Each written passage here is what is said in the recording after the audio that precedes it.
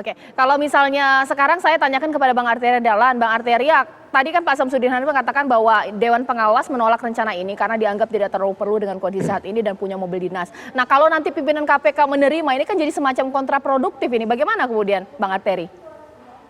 Saya pikir kan tidak ada kontraproduktifnya. Paparan pada saat pembahasan anggaran disampaikan langsung oleh pihak yang punya kewenangan penuh. Kewenangan penuhnya mengatasnamakan institusi KPK, yaitu Ketua KPK. Itu yang pertama. Perkara Dewan Pengawas tidak mau menerima, kemudian bicara mengenai macam-macam, itu urusan internal mereka yang saya akan sayangkan. Ini kok menjadi berdebat di ruang publik. Ini kan bisa dibicarakan antara Dewan Pengawas, pimpinan KPK secara dalam ruang atau sekat-sekat tertutup secara internal mereka, tidak gaduh. Yang ketiga, bahwa pemerintah saat ini, Mbak Caca, kami ini juga serius menangani yang namanya COVID, menangani masalah rakyat. Tidak terganggu satu sen pun kepentingan terhadap peningkatan kesejahteraan rakyat, penanggulangan penyebar luasan COVID-19, penanganan kesehatan, masa new normal, itu dengan adanya kehadiran mobil dinas. Kalau kita mau jujur lagi, ya banyak juga program-program yang dihadirkan yang sebenarnya jauh lebih bermasalah daripada ini, tapi nggak diangkat sama kawan-kawan ini. Ya, kalau mau kritis yang benar, tapi jangan kritis yang kayak begini. Jadi kasarnya genit-genit nggak menentu. Ini yang saya katakan, jadilah orang-orang problemnya nggak di situ. Jangan sensitif, Bang Terry. Baru saja dibahas di sini. Oke, ya saya sudah menangkap sekarang. Ya. Berikutnya, ya. Saya ingin sampaikan juga, Alfon, ya, kamu cek juga bagaimana terkait dengan masalah ya pemberian kepada LSM itu, Alfon, ya, apa hasilnya, kemudian juga outputnya apa. Nah, itu yang kau kritisi, jangan yang macam-macam begini. Oke. Ya, terpisah lah ya anggaran untuk saya ingin sampaikan terkait dengan masalah yang dipaparkan pimpinan KPK, diputarlah videonya, Alfon, ya.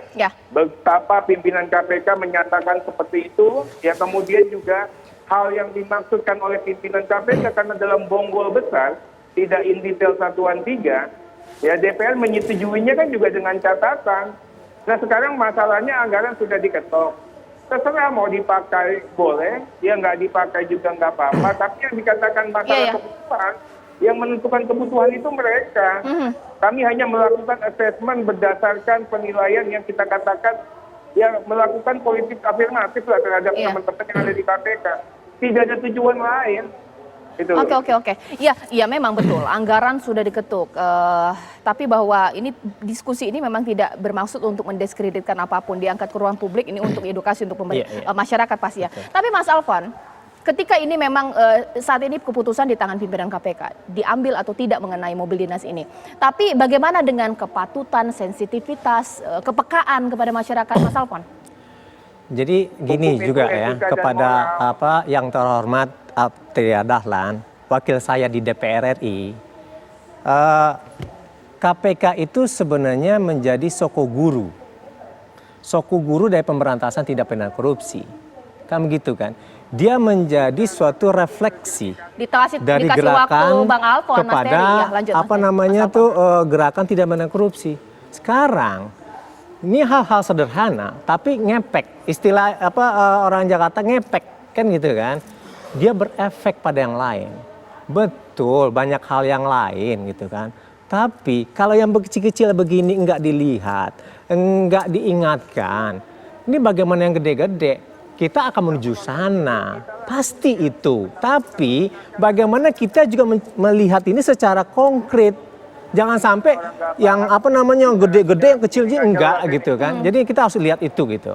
Nah, terkait dengan yang pertanyaan Mbak Caca tadi, apakah memang pantas pada saat ini kondisi lagi resesi gitu ya, ini dianggarkan begitu. Seharga misal contoh tadi pimpinan 1,4 gitu.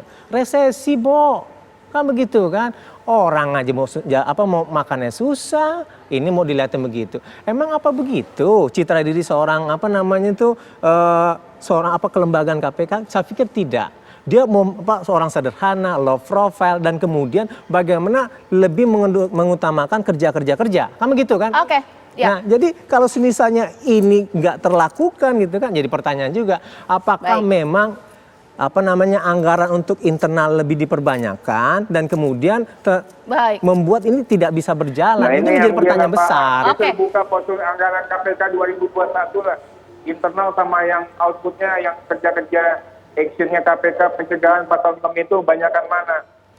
Ya banyakan mana, berapa memang. Baca, Kalau dalam baca. logik organisasi, paling banyak itu sebenarnya 30%. Itu sudah paling banyak. Sekarang kalau semisalnya anggaplah 50-50 itu tetap juga banyak. Nah jadi kalau misal begitu, bagaimana mereka untuk menjawab tantangan eksternal? Iya. Tantangan eksternal ini lebih penting dibandingkan tantangan internal. Tantangan internal itu persoalan ketakutan dan peluang. Oke, Begitu oke, dong oke. cara Kamu hidup di berpikirnya. awang-awang. Aduh. Buktikan Jangan di yang lembaga lain. mana Ya, yang ya. belanja modalnya Gitu. 30%. Baiklah, baiklah. Kalau kamu nggak baca, jangan ngomong di TV. Oke, Bang Terry. Baca dulu ya. Siapa- Sudah. siapa Sudah. yang Mana ada begitu? belanja modal yang 30%? Kamu buktikan KL mana? Kementerian lembaga mana yang 30%? Kamu nggak baca, kamu ngomong-ngomong Saya kan macam-macam. bilang tadi bahwa yang logik itu dalam satu Jadi organisasi jangan banyak 30%. inilah ya. Jangan bilang itu Oke. kementerian Nggak lain. ada. Saya nggak pernah bilang Sekarang tidak begini. kementerian Bukan, lain. KL Kan KPK itu sudah termasuk Saya juga relatif tiba. berorganisasi. Oke, Nah oke. dari situ akan dilihat berapa sih sebenarnya yang paling Ya. logik. Oke, Begitu oke. dong. Sekarang saya ke Bang Terry. Bang Terry. Tadi kan Bang Terry mengatakan bahwa DPR menyetujui anggaran ini dengan catatan. Ini supaya clear, tidak ada tendensi negatif juga untuk DPR. Apa sih catatan dan batasan yang kemudian ditekankan oleh DPR? Jadi pertama semua anggaran yang dihadirkan, yang disetujui oleh DPR pastinya beralasan menurut hukum, ya berbasiskan kebutuhan dan orientasinya adalah kemanfaatan. Kemudian yang kedua, DPR punya keinginan. DPR tidak pernah ya, walaupun kita sering hangat sama KPK, tidak pernah mempermasalahkan dan menyulitkan setiap anggaran yang dihadirkan oleh KPK. Karena DPR begitu yakin bahwa teman-teman KPK ini melakukan kerja-kerja baik, kerja-kerja Oke. hebat. Ya. Yang Bang ketiga, Terry. penguatan sistem dan lembaga ini penting. Kenapa? Terkait dengan konsekuensi hadirnya revisi Undang-Undang KPK. Siap. Bagaimana penguatan sistem dan kelembagaan harus ditunjang dengan politik anggaran yang Oke. bagus dan Iya. mumpuni. Bang Terry, terima Ini kasih. yang menjadi Ya, concern sudah kami tangkap. yang ada di- Terima kasih. Kita tunggu nanti bagaimana kemudian ini bola panas akan bergulir. Publik pun juga memang akan memaknai ini dengan sudut pandangnya masing-masing. Mas Alfon, terima kasih. Bang Terry, terima kasih. Nah, sesaat lagi pemirsa, kita akan melihat dengan undangan dari pemerintah Amerika Serikat terhadap Menhan Prabowo Subianto, pemirsa. Apa yang akan dibicarakan, apa implikasi secara politik internasional untuk Indonesia pastinya. Sesaat lagi di Apa Kabar Indonesia Malam.